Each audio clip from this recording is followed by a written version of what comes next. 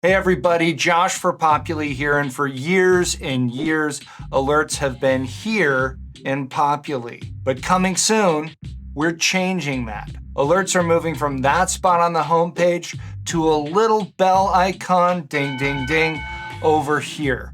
Those are notifications. If you're used to looking here to see if something in one of your courses needs attention, if you're waiting to see here that you have an unpaid invoice that's overdue, if you get news here of a new application that's been submitted, listen, there's no point in listing all of the alerts. Anything that used to be here under alerts is moving over to the bell icon as a notification. We've got additional features that we're adding to those notifications as well. You'll be able to customize them, snooze or dismiss them, mute them, so they're not breathing down your neck.